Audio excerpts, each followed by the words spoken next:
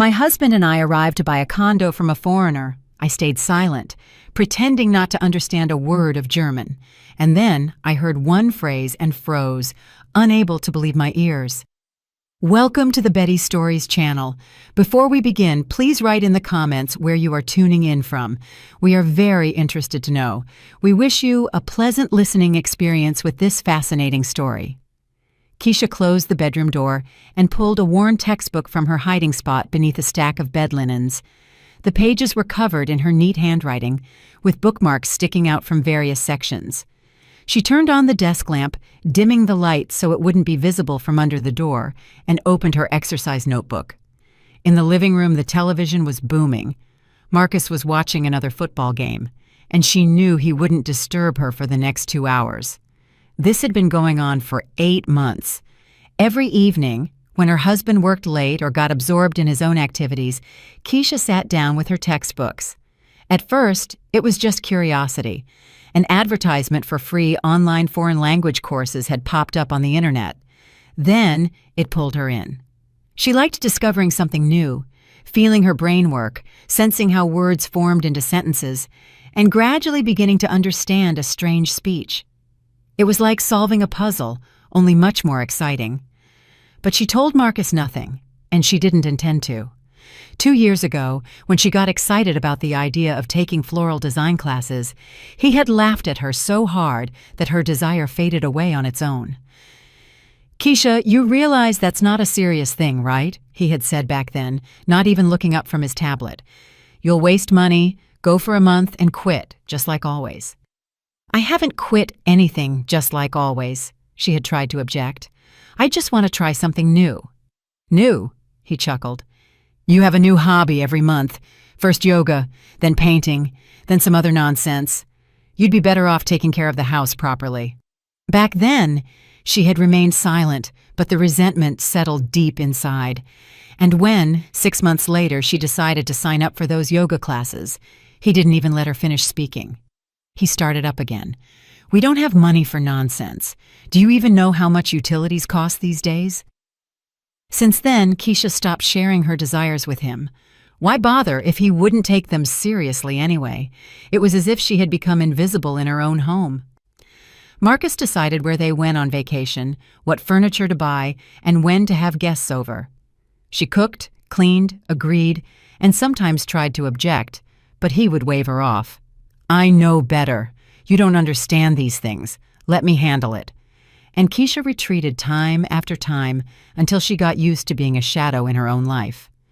She poured herself some tea from a thermos she specifically brought into the bedroom so she wouldn't have to go out to the kitchen and attract attention. She settled comfortably on the bed and immersed herself in the exercises. She pronounced words in a whisper, checking her pronunciation through an app on her phone with headphones on. She liked the feeling that she had a secret, something of her own that Marcus didn't know about and didn't control. It was her little space of freedom in a world where everything else had long ceased to belong to her. About an hour later, the shouts of a commentator drifted in from the living room. "Looks like someone scored a touchdown." Keisha raised her head and listened. Marcus was commenting loudly on something, probably talking on the phone with a buddy. She distinguished his excited voice, his laughter. He hadn't laughed like that with her in so long. She sighed and returned to the textbook, trying not to think about how much their life had changed. When they got married 15 years ago, everything was completely different. Marcus was attentive and interested in her opinion. Together they dreamed about the future, walked in the evenings holding hands, made plans, and laughed at trifles. He called her Sunshine and said she was the best thing that had ever happened to him. Keisha believed every word. She was happy just to be near him, listening to his dreams about a career, a big house, and the children they would have someday. But over the years, something shifted. Marcus became harder, more self-assured. He started earning good money and seemed to decide that he now had the right to unilaterally rule their life. Keisha worked as an accountant at a small firm. Her salary was modest, barely enough for groceries, and her personal expenses. Marcus never missed an opportunity to remind her that it was he who fed the family, paid the mortgage, the car note, and the vacations. "If not for me, where would you be?" he would say when they argued. "In a rented studio with 3 roommates, that's where." Keisha stayed silent because deep down she was afraid he was right, that without him she really wouldn't cope, that she was too weak, too indecisive, too ordinary. They didn't have children. At first they put it off for careers, the mortgage, renovations. Then it just didn't happen. Doctors shrugged their shoulders. Everything seemed fine with both of them. But pregnancy didn't occur. Exams, tests, procedures, it all lasted more than a year and ended in nothing. Over time, this topic became painful, and they stopped talking about it. Secretly, Keisha dreamed of a child, imagining how she would tuck a baby into sleep, read fairy tales, and teach them to walk. But she was afraid to say it aloud, fearing Marcus would say something hurtful again, that it was her fault, that she couldn't even do this one thing. In recent months, a wall had grown between them. He stayed late at work more often, coming home late, tired and irritable. At dinner, he answered in monosyllables, buried in his phone. Keisha tried to start a conversation, asking about his day, telling him something about work, trying to joke. He would nod without listening, and 5 minutes later, he would retreat to the living room and the television. On weekends, he went fishing with friends or disappeared into the garage. Keisha tried to find a way to reach him. She cooked his favorite dishes, his signature smothered pork chops with gravy, mashed potatoes, and cornbread. She suggested going somewhere together, to the movies, to the park, just for a walk. But he refused. "I'm tired, Keisha. Let me rest for God's sake. You don't understand what it's like to grind all week and then have to provide an entertainment program for you, too." And she retreated. She washed dishes, cleaned the apartment, looked out the window at passers-by, and wondered when everything went wrong. At what moment did they become strangers living under one roof? She felt she was losing him, or had already lost him, but she didn't want to give up. She didn't want to admit that 15 years had been lived in vain, that the love was over, that she was left all alone. So, when Marcus suddenly suggested looking for a larger apartment, their 1 bedroom in an old building on the outskirts had long become cramped, Keisha was delighted. Maybe this was a chance? Maybe a joint project, a common goal, would bring them closer, bring back what once was. A new condo, a new setting, a new stage of life. Maybe everything would work out. They started looking through listings. Or rather, Marcus looked, and she sat next to him on the sofa and nodded. He showed options on the tablet, and she timidly expressed her opinion, whether she liked the layout, if the windows were well positioned, if the kitchen was convenient. But he rarely took it into account. "That's too far from the subway," he would wave off. "This one is too expensive, out of our budget. This is in a bad neighborhood. Nothing but trouble there. Do you even understand this stuff?" Over time, Keisha stopped arguing. She just sat silently, looking at the screen, thinking her own thoughts. Weeks of searching turned into a month. They went to viewings on weekends, at first with enthusiasm, then more and more resignedly. And every time something was wrong. The layout was awkward. The neighbors were noisy.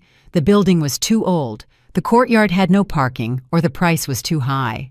Marcus was eternally dissatisfied, nitpicking at small details, arguing with realtors. Keisha was tired of this endless running around, of his constant irritation, of the feeling of meaninglessness of it all. Sometimes it seemed to her that he was purposely looking for flaws so as not to buy an apartment, to delay the moment. Why? She didn't understand. And then one evening, as she sat with her textbooks practicing another grammar exercise, Marcus burst into the bedroom. He didn't even knock. He just threw the door open. Keisha flinched and barely managed to slam the notebook shut, shoving it under her pillow. Her heart beat faster. What if he noticed? "Keisha, look." He handed her his phone with a listing, paying no attention to her confusion. "This is the one. A 3-bedroom, 1,200 square feet. Good neighborhood, and the price is acceptable. A foreigner is selling it, some German guy. We're going to see it tomorrow." Keisha caught her breath. It seemed he hadn't noticed anything. She took the phone and scanned the description. The condo really looked good. Bright rooms with high ceilings, a large kitchen, 2 bathrooms, a glass-enclosed balcony. The photos were high quality, professional. It was evident the owner took care of the place. The hardwood floors shone, the walls were freshly painted, the furniture was solid, without wear and tear. "It's beautiful," she said cautiously, examining the photos. "Why is he selling?" "He's going back to his home country. It says right there." Marcus took the phone back, as if she had been looking at it too long. "Lived here for several years for work. Contract ended. He's returning. I already contacted him, agreed on tomorrow at 11 in the morning. Will you go?" "Of course I'll go," Keisha answered. "Well, that's great. I hope this option works out because I'm tired of running around every weekend." He stretched and yawned. "All right, I'm going to finish watching the game. Why are you sitting here?" "Just reading a little before bed." "Uh-huh." He was already turning toward the door. "Just don't stay up too late. We have to get up early tomorrow." He left, closing the door behind him, and Keisha remained sitting on the bed, staring into the void. A German. A foreigner. Something sparked inside her. She pulled the notebook back out from under the pillow, opened the last page where she wrote down new words and expressions. Her knowledge was already quite decent. She could read simple texts, understood speech in movies without subtitles, and even tried writing short notes for practice sometimes. Her online course instructor praised her for her progress, saying she had good pronunciation and a feel for the language. What if? The thought came suddenly and seemed both crazy and tempting to her. What if, at the meeting with the seller, she didn't say she understood the language, just kept quiet, pretended not to know a word? Marcus would surely speak to this German in his native language. Her husband always bragged that after business trips to Europe, he had pulled his conversational level up quite a bit. He had traveled to Berlin and Munich several times for work, communicated with partners, signed contracts. And then she would be able to hear everything they discussed, without filters or translations. Everything that Marcus might not want to tell her. Why did she need this? Keisha herself couldn't fully answer that question. Just something inside told her it was necessary. Some vague anxiety, intuition, a sixth sense, call it what you want. Maybe she wanted to check if Marcus was honest with her. Maybe she was just tired of being on the sidelines of all decisions and wanted to know the truth for once, not filtered through his interpretation. Or maybe she just wanted to use her secret knowledge at least once in her life, to feel that she wasn't as simple and helpless as he thought. She went to bed but couldn't fall asleep for a long time. Marcus snored beside her, sprawled out over 3/4 of the bed. Keisha lay on the very edge, as usual, afraid to move so as not to wake him. When he didn't get enough sleep, he became especially irritable. She stared into the darkness and thought about tomorrow. Strange excitement mixed with anxiety. What would she hear tomorrow, and was she ready for what she might hear? What if it turned out to be something terrible, something after which she could no longer return to her former life? But my former life is already unbearable anyway, she thought. What could be worse than feeling unwanted, invisible, useless every day? In the morning, they left early. The condo was on the other side of the city, in a new, prestigious neighborhood. In the car, Marcus was focused, driving silently, only occasionally throwing out dissatisfied comments about traffic and how no one around knew how to drive. Keisha looked out the window at the passing buildings, playing out possible conversation scenarios in her head. She was scared. What if she didn't understand the speech when she heard it in live conversation? What if she got confused and gave herself away? What if this was all a stupid idea, and she was working herself up for nothing? "Why are you so thoughtful?" Marcus suddenly asked, glancing sideways at her at a traffic light. "Your face is sour. Don't like the apartment already?" "No, I like it," Keisha replied hastily. "I'm just thinking, what if something doesn't work out again?" "Don't stress yourself out. It's a good option. I checked everything, the documents and the history of the condo. It's all clean." He paused, then added, "Don't worry. If anything, I'll translate everything. You understand? With foreigners, you have to be careful. They might try to scam us. These Europeans are tricky. They think we're all suckers here." Keisha remained silent, clasping her hands on her knees. You'll translate? She thought bitterly. The question is just what exactly you will translate and what you will hide. They parked near a modern high-rise building with a glass facade. The lobby was clean, with a concierge behind a counter, a convenient intercom, and surveillance cameras. On every floor in the hall stood leather sofas, and paintings hung on the walls. It smelled of expensive air freshener. Marcus looked around smugly and nodded. Not a bad place. Promising. The price will definitely go up. The whole area is being built up with luxury housing. A profitable investment. Keisha didn't answer. They went up in the elevator to the 12th floor. The elevator was fast, silent, with mirrored walls. Keisha looked at her reflection. Pale face, tense lips, hands nervously clutching her purse strap. She looked frightened. Need to pull yourself together, she thought. Need to act calm, natural. Just keep quiet and listen. Just be yourself, the quiet, invisible saint who never interferes in anything. The elevator doors opened. They walked down a corridor with soft carpeting. Marcus checked the apartment number on his phone and stopped at the right door. Keisha felt her heart pounding wildly. It was starting now. Now she would have to play a role, pretend, be silent. Would she manage? Would she give herself away with an accidental word, a look, a gesture? Marcus rang the doorbell. Footsteps were heard from inside, confident, unhurried. Keisha took a deep breath, trying to calm down. Everything will be fine, she told herself. You'll just listen. Just learn the truth. There's nothing wrong with that. The lock clicked, and the door slowly opened. On the threshold stood a man of about 50, tall, fit, with graying hair and attentive gray eyes. He was dressed in a light shirt and dark trousers, looking neat and welcoming. He smiled and extended a hand to Marcus. Kurt Weber, he introduced himself with a slight accent and immediately switched to his native language, obviously realizing that Marcus understood him.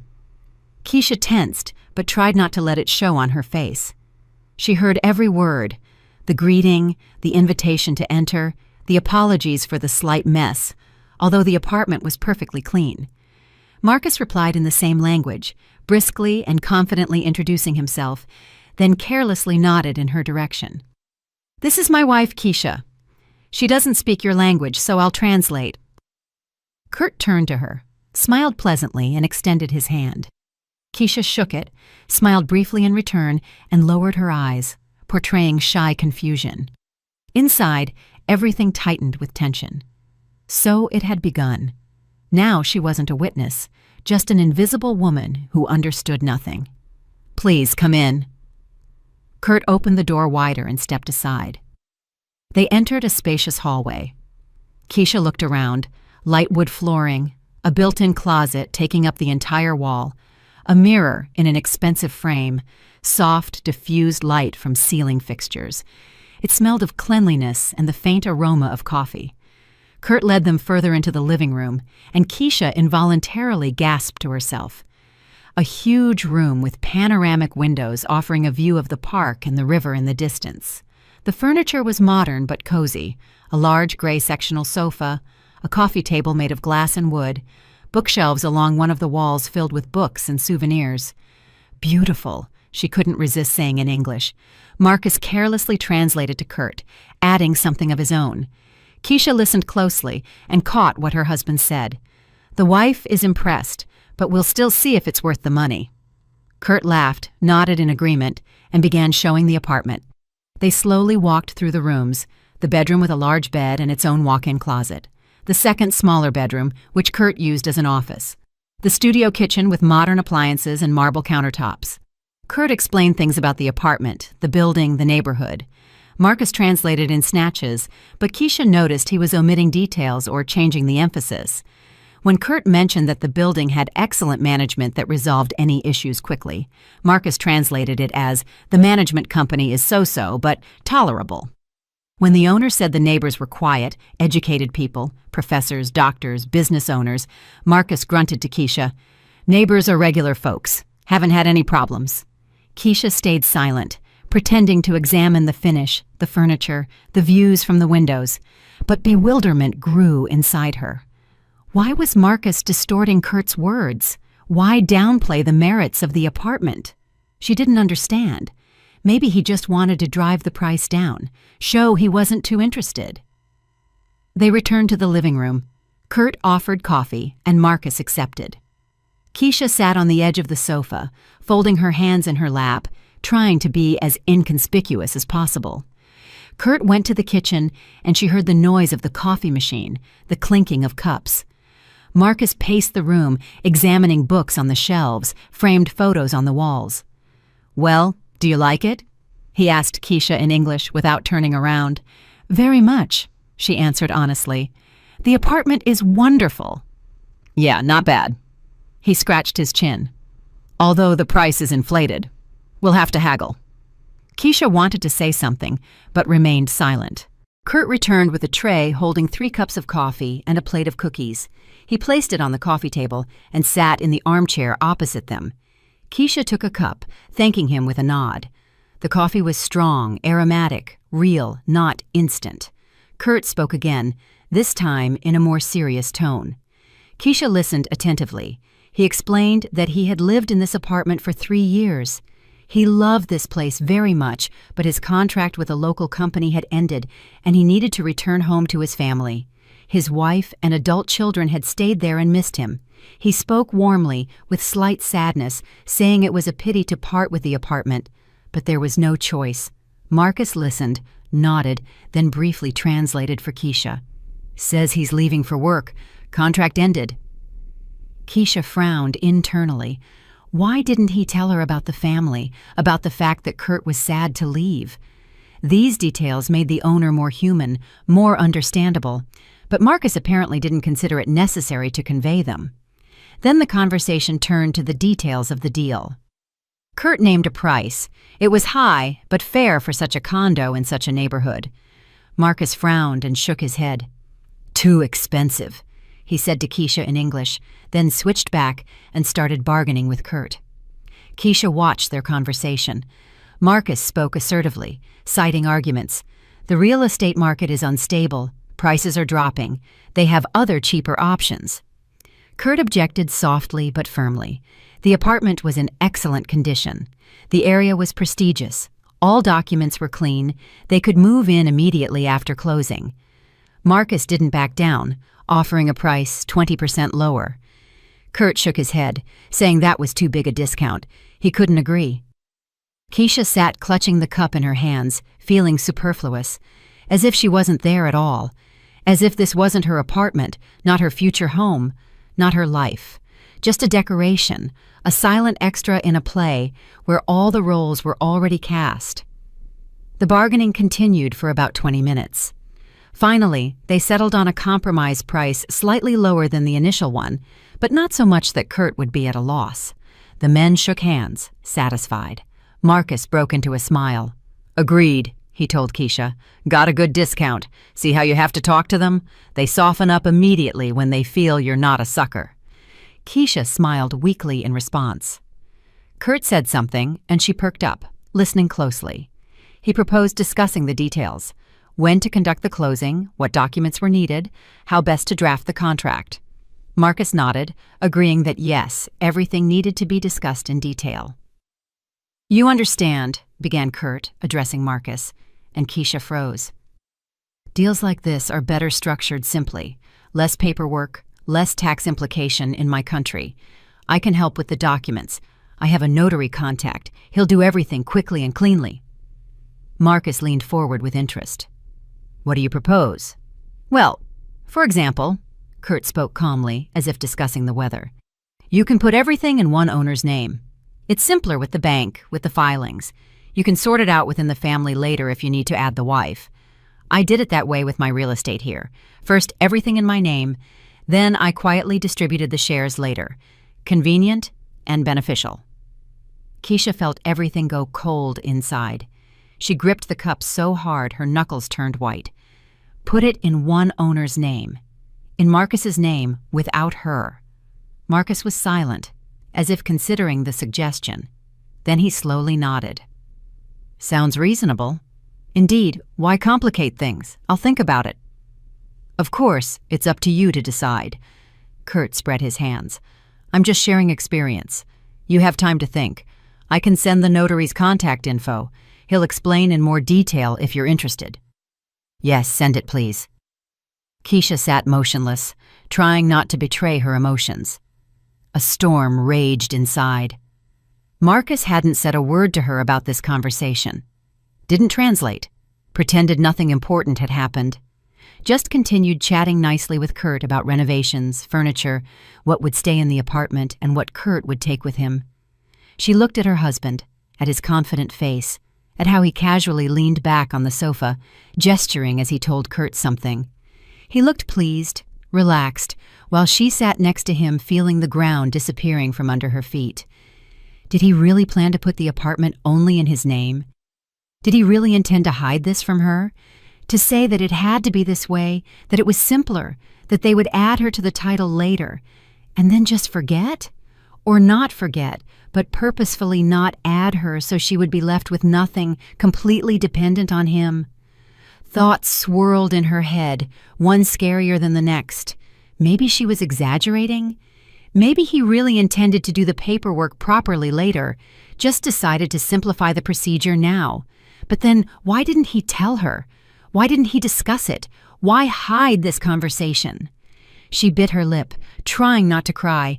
Not here, not now. She had to hold it together. She had to sit through to the end of this meeting, and then she didn't know what would happen then. The conversation continued for another 40 minutes. They discussed the schedule for the independent appraiser, document verification, move-out dates. Kurt was professional and benevolent. Marcus was assertive and businesslike. Keisha sat silently, mechanically finishing her cold coffee, feeling an icy void growing inside her with every minute. Then the men moved on to discussing the terms of the preliminary agreement.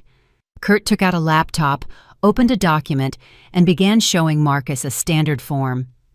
They bent over the screen, discussing something.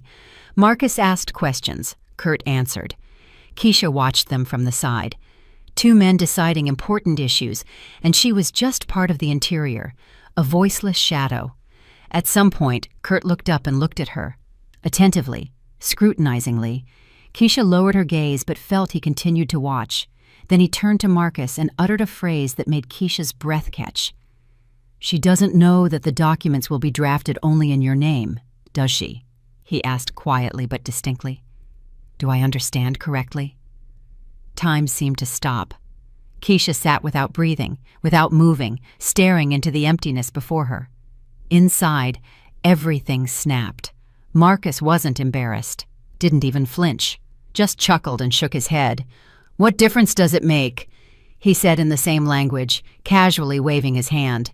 She doesn't understand anyway. And honestly, it's none of her business. I earn the money, I pay, and I decide. She just lives and enjoys what I provide. So it's all good.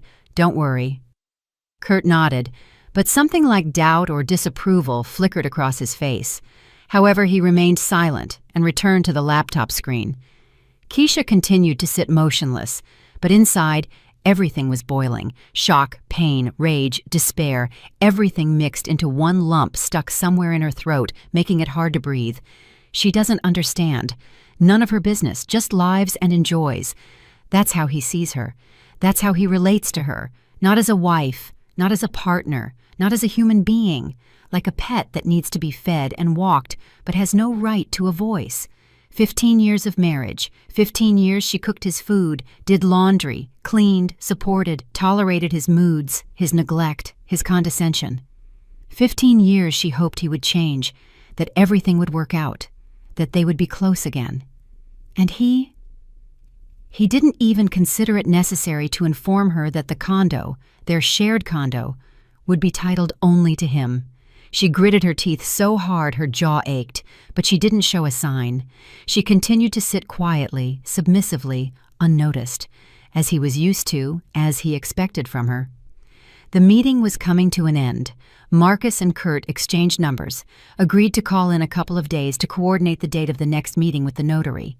Kurt was polite and courteous, walked them to the door, shook Marcus's hand again, and nodded to Keisha with a smile. They went down in the elevator in silence. Marcus hummed something under his breath, clearly pleased. They walked out onto the street. The sun was shining brightly. It was warm and spring fresh. People were walking along the paths. Children were playing on a playground nearby. An ordinary day, ordinary life. Keisha walked beside her husband, feeling as if she had fallen into some parallel reality. Everything around looked normal, but a hurricane was raging inside her. They got into the car.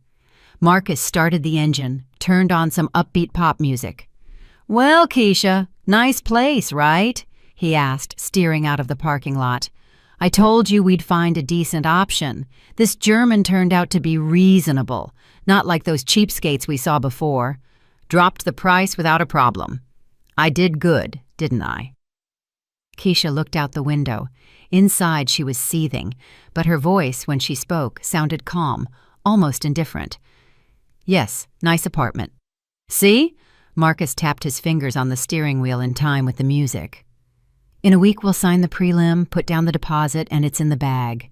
In a month and a half or two we'll move in. You can start planning renovations if you want to change anything. Although everything looks excellent there anyway, I think." "Uh-huh," was all Keisha could squeeze out. Marcus didn't notice anything, continued chattering about the condo, about how luckily everything was working out, how glad he was that this issue would finally be resolved. Keisha listened with half an ear. She was still replaying in her head those phrases she heard in Kurt's apartment. "Documents will be drafted only in your name." She doesn't understand. None of her business. Every word cut like a knife. She had lived in an illusion for so many years that they were a family, that they were together, that he cared about her, and he just kept her around like a convenient housekeeper who didn't object, didn't demand, didn't interfere. Nausea rose to her throat.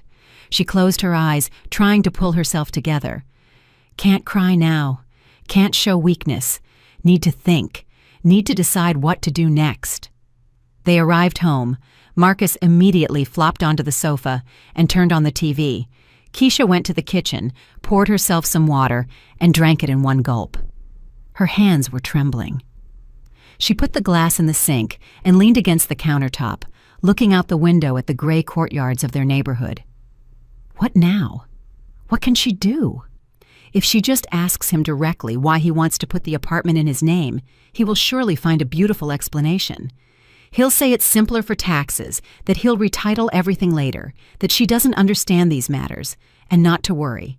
And she would probably believe it, because she wants to believe, because it's scary to admit that the person she lived half her life with is not actually who he pretends to be. But now she knows the truth. She heard his words, his tone, his attitude. She doesn't understand. He didn't even try to hide the contempt because he was sure she wouldn't hear, wouldn't understand, wouldn't find out. Keisha straightened up. No, enough. Enough being convenient, quiet, submissive. Enough closing eyes to the truth and hoping everything will somehow work itself out. She went back into the living room. Marcus was watching some talk show, laughing at the host's jokes. Keisha stopped in the doorway, looking at him. This person intended to deceive her, to deprive her of a roof over her head, to leave her with nothing, and he thought she wouldn't even find out about it. "Marcus?" she called out. "Mm-hmm." He didn't look away from the screen. "I need to talk to you." "Later, Keisha. Can't you see I'm busy?" Before, she would have retreated, walked away, stayed silent, postponed the conversation. But not now. Not today. No, now. He turned his head, looking at her in surprise. There was such firmness in her voice that he had probably never heard from her before. "Why are you getting worked up?" He frowned. "Did something happen?" "Something happened." Keisha took a step into the room. "Tell me, whose name are you planning to put the deed in?" He blinked, clearly not expecting such a question. "In both of ours, naturally. Why?" He lied to her face. What a lie. What are you even talking about? Keisha looked him straight in the eye. Her heart was pounding so hard it seemed about to burst out of her chest. It was terrifying to confront him, not to back down, to demand the truth. But she had already crossed the line. There was no way back. Kurt suggested you put everything in one owner's name, in your name, and you agreed. Marcus's face twitched, his eyes narrowed. How do you... He stumbled. Were you eavesdropping? I heard your conversation. But you don't understand. He cut himself off, and Keisha saw it begin to dawn on him. Don't understand? She chuckled bitterly. Are you so sure about that? Silence hung in the air. Marcus looked at her as if seeing her for the first time. Then he slowly stood up from the sofa. You know the language? Disbelief mixed with confusion sounded in his voice. Keisha didn't answer, just stood and looked at him, waited for what he would say next. Marcus ran a hand over his face as if trying to come to his senses. Then he sharply stepped toward her. How long? He asked harshly. How long have you known the language? What difference does it make? Keisha stepped back instinctively. What matters is something else. You intended to deceive me. What deception? He raised his voice, and she flinched, but stood her ground. I wanted to simplify the procedure. Then I would have added you to the title. Everything would have been fine. Then, she repeated quietly, or maybe you wouldn't have added me. Maybe you would have left everything in your name. Convenient, right? I completely depend on you. Can't go anywhere. What are you even talking about? Marcus threw up his hands. I slaved away for you for 15 years, provided for you, and now you accuse me of some schemes. Slaved away for me. Keisha's voice trembled, but she continued to stand her ground. And what did I do all these years? Lying on the sofa? I worked, managed the house, tolerated your neglect. What neglect? He interrupted her, advancing. I always treated you normally, provided, cared. Keisha felt something inside break finally. You didn't even consider it necessary to ask my opinion about the apartment. Just decided everything yourself, as always. And I was supposed to shut up and be happy. Yes, because I understand these matters better, he barked. You understand nothing about real estate. And you understand nothing about how to treat a wife, she blurted out, surprised by her own courage. Marcus froze. His face turned red. Veins bulged at his temples. Keisha saw he was barely restraining himself from losing it completely. She had never seen him so confused, angry, and simultaneously somehow frightened, as if the ground was slipping from under his feet just as it had for her. All right, listen. He spoke slowly, syllable by syllable, as if explaining something to a slow child. You eavesdropped on a conversation, understood everything wrong, and now you're throwing a tantrum. I'm explaining to you for the last time. I wanted to simplify the paperwork. It's standard practice. Then we would have calmly added you. But since you don't trust me... I don't trust you, Keisha interrupted him, because I heard what you told Kurt. She doesn't understand anyway. None of her business. She just lives and enjoys what I provide. Silence hung so thick one could hear music playing next door. Marcus stood with his mouth open, and for the first time in all their years together, Keisha saw him at a loss for words. I didn't mean that, he mumbled finally. What did you mean then? Keisha stepped toward him, and now he retreated. Explain to me what you meant when you spoke of me with contempt, when you discussed me with a stranger like something that understands nothing and shouldn't understand. Keisha, I got heated. He tried to soften his tone. Well, slipped off the tongue, it happens. You know I didn't want to offend you. Didn't want to? She felt tears welling up but held them back. She would cry later when she was alone. Now she had to hold on. Marcus, you've offended me for years, every day, with every word, every look, every decision you made for me. I endured, hoped things would change, thought it was temporary, that you were just tired at work, that you were stressed. But now I realize you simply don't respect me, never respected me. That's not true. He raised his voice again. I respect you. Then why didn't you consider it necessary to tell me the apartment would be in your name? She spoke louder and louder, feeling something hot and unstoppable rising inside. Why hide it? Why discuss it with a stranger, but not with me? Marcus paced around the room like a trapped animal. Then he stopped abruptly, stared at her. And where did you get the idea to learn the language anyway? He asked, and something prickly appeared in his voice. Why were you silent about it? Why hide it? Maybe you have your own secrets, huh? Keisha started in surprise. She didn't expect him to turn everything upside down. I didn't hide it, she said quieter. I just didn't say anything because I knew you would laugh. Like you laughed at floral design, at yoga, at everything that was interesting to me. Don't exaggerate, he waved his hand. I just spoke the truth. You constantly start something and quit. I quit because you killed any desire in me, shouted Keisha, and was frightened by the strength of her own voice. She never shouted, never. Every time I tried to start something, you said it was stupid, unserious, useless. You convinced me that I wasn't capable of anything, and I believed it, believed that I was truly that weak, senseless, worthless. I didn't say that, Marcus objected, but his voice sounded less confident. Maybe not in those words, but the meaning was exactly that. Keisha hugged herself as if she were cold. You know what's scariest? I started believing I deserved this treatment, that I should be grateful you were with me at all, that without you, I was nobody. Marcus was silent, looking at the floor. Keisha waited for him to say something, refute it, prove she was wrong, but he was silent. Say something at least, she asked wearily. He raised his head, and she saw something new in his eyes, not anger, not irritation, but some confusion, mixed with annoyance. What do you want to hear? He asked dully.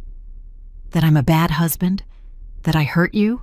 Fine, maybe I did, but I tried. I worked like a dog to provide for us, so you had everything. Apartment, clothes, vacations. And now you say I don't respect you? Money is disrespect? Keisha shook her head. Respect is when your opinion is asked, when your desires are considered, when you aren't discussed behind your back with contempt. How long are we going to go on about this? He exploded again. I explained already. It slipped out. Kurt asked himself. I answered without thinking. Without thinking. Keisha smiled bitterly. When a person speaks without thinking, they speak the truth. What they actually think. And you showed what you actually think of me. Marcus clenched his fists, and for a moment, Keisha was scared. What if he hits her? But he only turned around and walked to the window, staring out at the street. You're exaggerating, he said without turning around. Making a mountain out of a molehill. I'm a good husband. I support the family, don't drink, don't run around. Many in your place would be happy. Many in my place would have left long ago, Keisha replied quietly. He turned sharply. Something dangerous flashed in his eyes. What did you say? I said many in my place would have left long ago. She spoke slowly, clearly, and with every word felt herself becoming stronger. Because living with a person who doesn't respect you, who considers you a burden, is unbearable. Are you threatening me with divorce? Marcus stepped toward her, his face twisted. Seriously? Over one phrase you eavesdropped on? Not over one phrase. Keisha shook her head. Over 15 years during which I was invisible in my own home. Over the fact that you intended to deprive me of a roof over my head. Over the fact that even now you don't understand what you did wrong. I didn't deprive you of anything, he yelled. I wanted to simplify the paperwork. You wanted to deceive me, Keisha shouted back, and her voice broke. Because you thought I was stupid, that I wouldn't find out, that I wouldn't understand anything. Because you're used to me being silent and agreeing with everything." They stood opposite each other, both breathing heavily, both at their limit. Outside the window, someone honked. Children shouted in the courtyard. Life went on, but theirs was collapsing. "I don't understand what's happening," Marcus muttered finally. And for the first time in this whole conversation, confusion, almost helplessness, sounded in his voice. "We lived normally. Everything was fine. Where did all this come from?" "Everything was fine for you," Keisha said quietly. "For me? No, not for a long time. I just kept silent, endured, hoped." "Hoped for what?" "That you would notice me." She felt the tears breaking through anyway and didn't hold them back.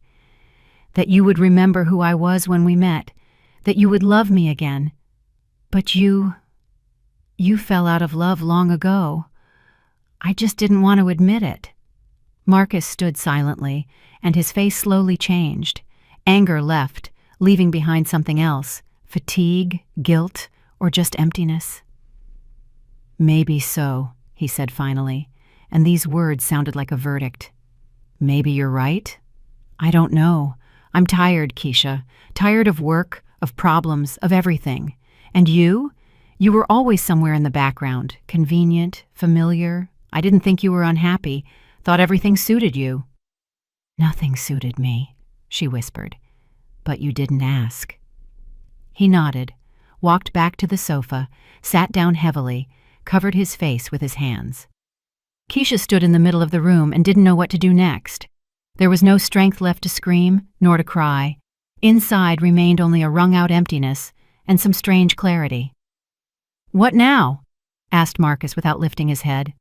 "I don't know," Keisha answered honestly. "But we won't be buying the apartment. At least, not from Kurt, and not the way you wanted." He raised his head, looked at her. "So the deal is off?" "Yes," she said it firmly, without hesitation.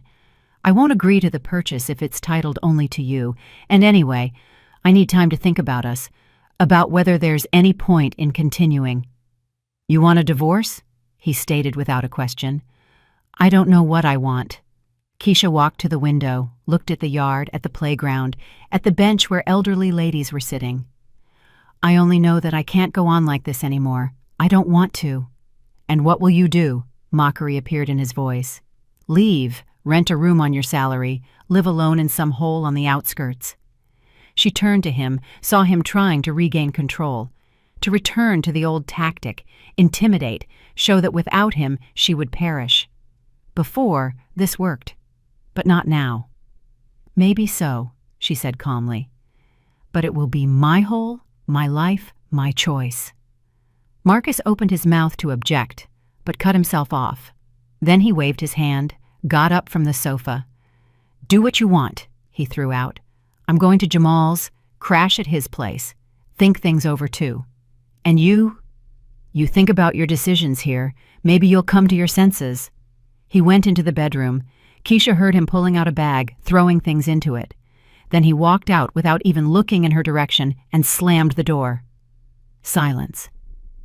Keisha stood by the window and watched him walk out of the building entrance, get into the car, drive away. And only when the car disappeared around the corner did she allow herself to slide down to the floor and burst into tears. She cried for a long time, from pain, from relief, from fear of the future, from the bitterness of broken hopes. Tears flowed, and it seemed there would be no end to them.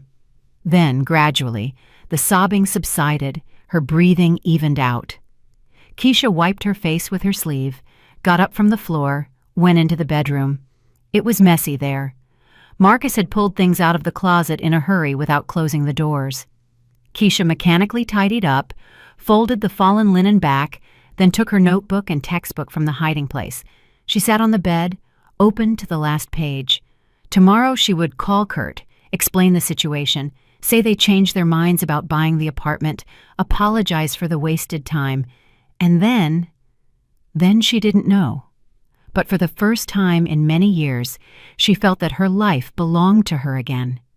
She took a pen and wrote several sentences on a new page in the language she studied secretly. The words came together easily, naturally. I am stronger than I thought. I will handle this. I will succeed. Outside the window, the sun was setting, painting the sky in pink and orange tones. Keisha watched this sunset and thought that tomorrow would be a new day, the first day of her new life. In the morning, Keisha woke up early, although she slept poorly, tossing and turning all night, replaying yesterday's conversation in her head. Marcus didn't return, didn't even text. She got up, washed her face with cold water, looked at her reflection in the mirror. Her face was drawn, shadows under her eyes. But the gaze was somehow different, firmer, more decisive. She brewed coffee, sat in the kitchen with the phone in her hands. She needed to call Kurt, explain that the deal wouldn't happen. Her fingers trembled as she dialed the number. Rings. 1, 2, 3. Yes, listening, answered a familiar voice with an accent. Keisha took a deep breath and spoke in his language, slowly trying to pick the right words. Kurt, this is Keisha. We looked at your apartment yesterday with my husband. A pause hung in the air. Then he answered, and genuine surprise sounded in his voice. Keisha, you speak German? Yes. She felt the tension let go a little. I'm sorry I didn't say so yesterday. Circumstances just turned out that way. I understand. He paused. So, you heard our conversation with your husband. Every word. Another pause, longer this time. I'm very sorry, he said finally, and his voice sounded sincere. I shouldn't have agreed to such a scheme. It's just your husband was so persistent, and I thought, well, it's your family business, but I felt awkward, very awkward. You aren't to blame. Keisha looked out the window at the gray morning sky. I'm calling to say that we won't be buying the apartment. Sorry for the wasted time. Wait, said Kurt quickly. But you yourself, do you want to buy it yourself? Keisha was confused. What do you mean? Well, you liked the apartment, I saw. And it really is good. Maybe you want to buy it, without the husband? I don't have that kind of money, she admitted. I work as an accountant. The salary is small. I can't save up for such an apartment. And a mortgage, a loan? I don't know. Keisha rubbed the bridge of her nose. I never handled this. Marcus always decided everything. Listen, Kurt spoke softer, sympathetically. I understand that things are hard for you right now, but if you really need an apartment, let's try to find a way out. I can lower the price a little, and I can wait while you arrange a mortgage. I have time. I'm not rushing to sell so badly. Keisha felt something warm, like hope, being born inside. Why do you want to help me? Because yesterday, when I looked at you, I saw my daughter. He sighed. She was also in a similar situation a few years ago. Her husband also decided everything for her, kept her in the dark, too. She left him, started a new life. She is happy now. And I thought that maybe I can help you at least a little bit, too. Tears rose to her throat again, but Keisha held back. Thank you, she whispered. Thank you very much. I'll think about it. I need time to figure everything out. Of course. Call when you're ready. And if you need help with documents or advice, ask. I know a good lawyer who specializes in such cases. They said goodbye. Keisha put the phone on the table and covered her face with her hands. Buy the apartment herself? Alone? Without Marcus? It seemed unreal, frightening, and simultaneously tempting. Her own housing, her own home, her own life. The following days passed in a fog. Marcus returned 3 days later, gloomy and silent. They almost didn't talk. He came home late, left early, slept on the sofa. Keisha avoided conversations too. She needed time to think, to weigh everything, to make a decision. She started studying information about mortgages, divorce, division of property. Read forums, consulted online with lawyers, calculated her finances. The picture emerging wasn't the rosiest, but not hopeless either. In a divorce, she could claim half of their current condo. Selling her share to Marcus, or on the open market, she would get enough for a down payment. And with her stable salary and work history, the bank would likely approve a mortgage for the remaining amount. A week later, she called Kurt again. "I want to try to buy the apartment," she said without preamble, "but I will need your help and patience." "I have enough of both," he answered with a warm smile in his voice. "Let's meet, discuss everything." They met at a cafe not far from Kurt's building. He came with a folder of documents and a lawyer's phone number. Over a cup of coffee, they discussed all the details: price, deadlines, procedure. Kurt really lowered the price by 10%, explaining that he wanted to help and that it was more important for him to sell the apartment to a good person than to get maximum profit. "But first you need to deal with your personal situation," he said cautiously, "with the husband. I don't want to intrude on your family life, but you understand that while you are married, any major transactions will require his consent." "I know." Keisha squeezed the cup in her hands. "I'm filing for divorce this week." Saying it aloud was scary, but simultaneously somehow liberating, as if she finally spoke aloud what had been maturing inside for a long time. That same day, she booked a consultation with the lawyer recommended by Kurt. A woman of about 40, with intelligent eyes and a calm voice, listened to her story and clearly laid out a plan of action. "File for divorce," she said.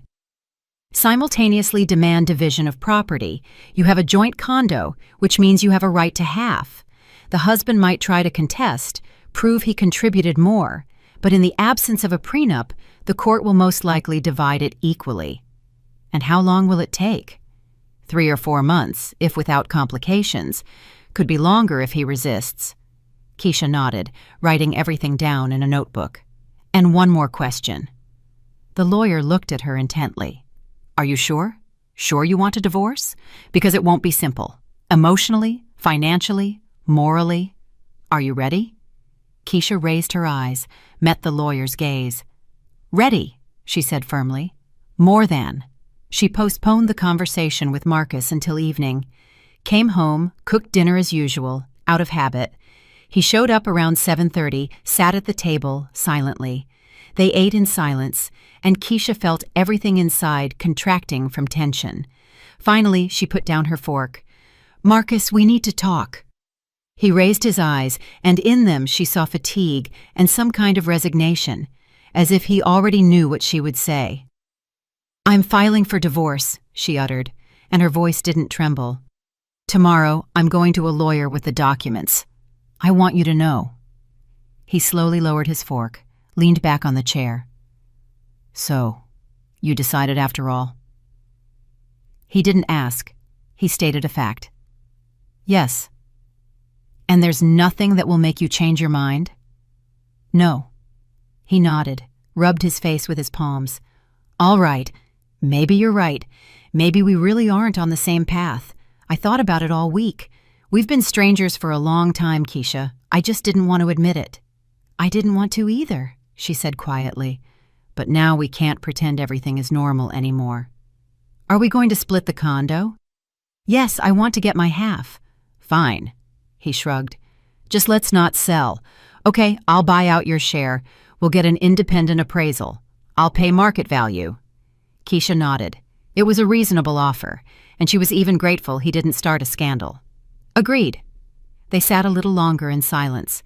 Then Marcus got up, went to the bedroom to pack things. Keisha remained in the kitchen, listening to him walking through the rooms, opening closets, putting something into bags. Half an hour later, he came out with 2 large bags. "I'll stay at Jamal's for now," he said, stopping in the doorway. "Then I'll rent something. Call if you need anything for the paperwork." "Okay." He stood for another moment, as if wanting to add something but didn't find words. Then he nodded and left. The door closed quietly, without a slam. Keisha remained alone in the apartment, in silence that was now not oppressive but somehow peaceful. The divorce process turned out to be long and exhausting. Papers, courts, appraisals, negotiations. Marcus, to his credit, didn't put up obstacles and agreed to all terms. 4 months later, they officially dissolved the marriage and divided the property. Keisha received money for her share of the condo, a sum that seemed huge to her and simultaneously was only half of what they had saved over years of marriage. During these months, she managed to do a lot. Got a new job, found a vacancy in an international company where knowledge of foreign languages was required. The salary was 1.5 times higher than before. At the interview, when asked to demonstrate language skills, she spoke confidently and fluently and saw the interviewer's surprise. "Where did you study?" asked the HR manager. "Independently," answered Keisha with a smile. "In the evenings. 8 months. Impressive?" The woman nodded approvingly. "We value such determined employees." The work turned out to be interesting and dynamic. Keisha handled financial accounting for the company's European branches, communicated with foreign colleagues, went to online conferences. For the first time in many years, she felt she was doing something important, that she was valued and respected. Simultaneously, she processed the mortgage. The bank approved the application quite quickly.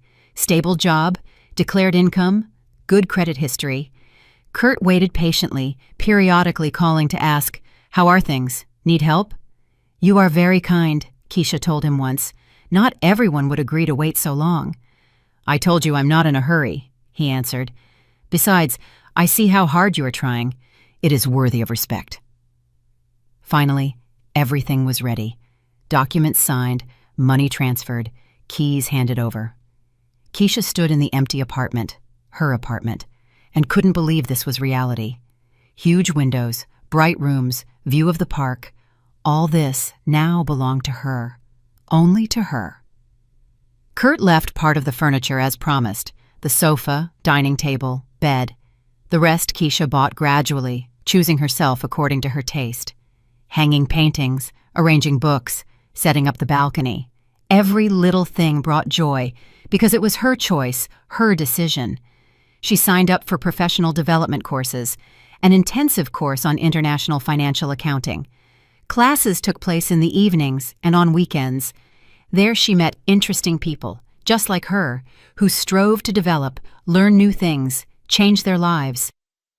During the third class, a man of about 45 sat next to her, tall, with a pleasant smile and attentive eyes. "May I?" he asked, nodding at the free seat nearby. "Of course." "Julian," he introduced himself, extending a hand. "Keisha." They started talking after the lecture. It turned out he also worked in an international company, also recently went through a divorce, also trying to start life anew. They exchanged numbers, agreed to prepare for exams together. Meetings became regular, at first only for study, analyzing difficult topics, sharing notes, discussing cases. Then they started going to cafes after classes just to talk, exchange news. Julian was an attentive listener, didn't interrupt, didn't give unsolicited advice, just listened and understood. "You're amazing," he said once when Keisha told him her story. "Not everyone would decide on such a thing, starting everything from scratch at your age." "At my age?" She chuckled. "I'm 42. That's not so old." "Exactly." He smiled. "That's the age when everything is still ahead. You understand that, but many don't. They get stuck in unhappy relationships because they are afraid of change." "I was afraid too," admitted Keisha, "but it turned out living in fear is even worse." Over time, their relationship became warmer, closer. Julian didn't rush things, didn't pressure, just was there. They walked in the park, went to the movies, had dinner in small, cozy restaurants. Keisha learned to trust again, to open up again, to allow herself to be happy again. One evening, as they sat on her balcony with glasses of wine watching the sunset, Julian took her hand. "I'm very glad I met you," he said quietly. "Me too," answered Keisha, and felt tears welling up, happy ones this time. A year had passed since the day she heard that fatal phrase in Kurt's apartment, a year that completely turned her life around. She stood by the window of her condo, looking at the city flooded with evening lights, and thought about what a long path she had traveled. From a quiet, invisible wife who was afraid to utter an extra word to a self-confident woman who manages her own life. From a person who hid her hobbies and dreams to a person who boldly goes toward her goals. From one who depended on someone else's opinion to one who makes decisions herself. The path was difficult.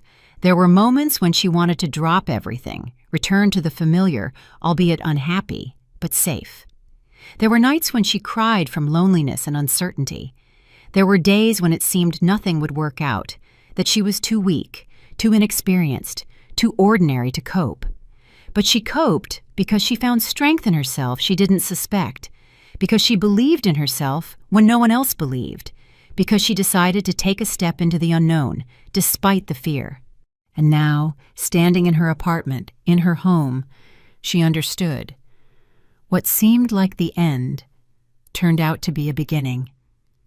The beginning of a new, real life, a life where she chooses her own path. The phone rang on the table. Keisha picked up, saw Julian's name on the screen. "Hi," she said, smiling. "Yes, I'm home. Of course, come over. I'll be waiting." She hung up and looked out the window again. Ahead was a whole life, her life, and she was ready to live it the way she wanted herself. "I'm really glad you're here and that I could share my story with you. If you liked it, show me by liking the video and subscribing to my channel. Let's see how many of us there are. Write in the comments which city you're watching from and what time it is. I'm so curious to know where all you wonderful people are tuning in from. If you want to support me a little extra, you can also send a small donation. I share new life stories for you every single day. And now, 2 of my most popular stories will pop up on the screen so you can choose what to watch next.